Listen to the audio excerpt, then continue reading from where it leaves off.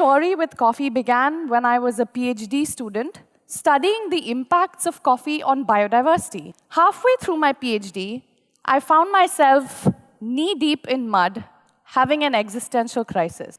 One evening, I was sitting with Kumar on his 20-acre coffee farm in a tiny village in Coorg. We were talking about coffee, and he was telling me that he was nervous about how much longer he would be able to sustain his farm. His coffee was suffering because of rainfall, increasing pests, and disease. While we were talking, his 80-year-old mother came and sat down beside me. She held one hand up and placed the other on her hip and said, "I told you not to cut down the trees." Everywhere else in the world, forests were cleared to grow coffee. And this is because the yield of coffee is actually the highest when you grow coffee under the sun. In India, we have by and large grown coffee under the shade of forest trees. Trees protect coffee plants from hot, dry summers, and trees also support biodiversity. But since the 1970s onwards, more and more farms have been removing trees in the hope of increasing their productivity. So as we speak, Indian coffee is transitioning from shade-grown coffee to sun-grown coffee. When I realized that every cup of coffee that I was drinking was contributing to the loss of biodiversity, that just didn't sit well inside me. And suddenly, getting a PhD out of it wasn't enough. My PhD manuscript would have been, at best, read by 3 people. 2 examiners and my mother, if I were lucky. But I wanted to create a movement for coffee that reached out to thousands and thousands of people, from farmers to coffee drinkers. And so I started Black Baza Coffee Company. The purpose of Black Baza Coffee is to transform the way the world grows and sells coffee and to make biodiversity important in that picture. And to do that, we realized that we would have to disrupt the entire coffee supply chain.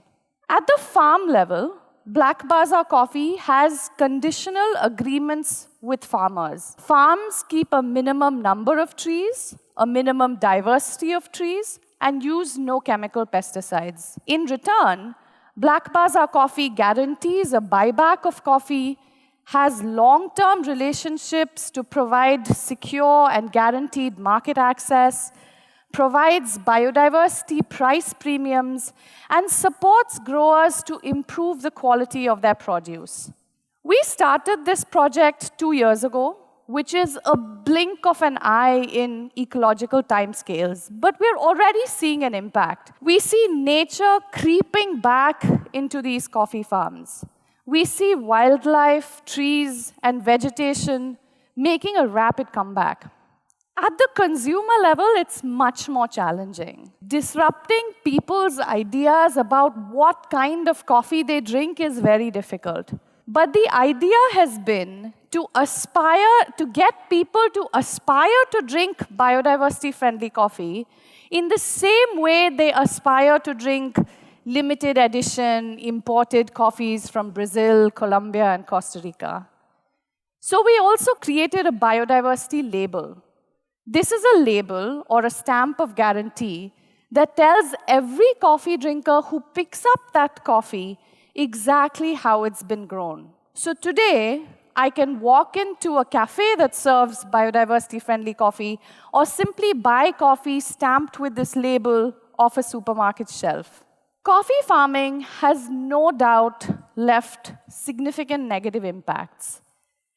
But the solution is not to stop drinking coffee. I think we would all agree that if we stopped drinking coffee, it could lead to the rapid economic and creative downfall of all mankind. The solution is for us to become conscious coffee drinkers and make the right choices about where our coffee comes from and how it's grown. And the biodiversity label gives people a simple way to make these choices.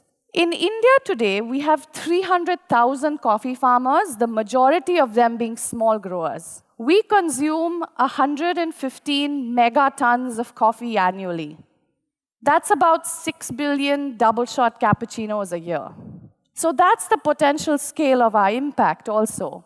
Today, I work with 5 farms, and we've produced enough coffee for about 150,000 cappuccinos. In the next 5 years, my vision is to have at least 20% of these 6 billion cappuccinos to come from farms that are following biodiversity-friendly practices.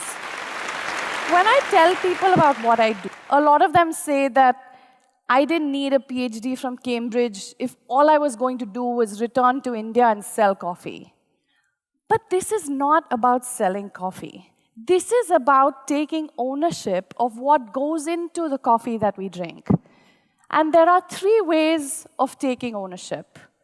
As farms, we can continue to grow coffee under the shade of trees and reach out to people like Black Baza Coffee that can support that process. As individual coffee drinkers, we can all commit to drinking coffee that's been labeled as biodiversity friendly. And as a community, we can push our favorite coffee brands or our local cafes to go out and source coffee that's been coming from farms that are following good practices. This is not new, and it's not impossible. There are plenty of stories from across the world where consumer activism has brought about change. We have collectively demanded soaps and shampoos that are labeled and that are free of animal testing. We have protested and prohibited children workers from working in firecracker factories. And we can do the same for coffee. Here's the chance, I think, to spark a movement. A movement that makes biodiversity-friendly coffee not the exception, but the household default. In India today, we still have the potential to do something before trees or biodiversity disappear from coffee farms forever. And ultimately, coffee drinkers can step forward to bring about that huge difference. So the next time you drink coffee, pick it up, turn it around, and look for the label that says it's biodiversity friendly. Thank you.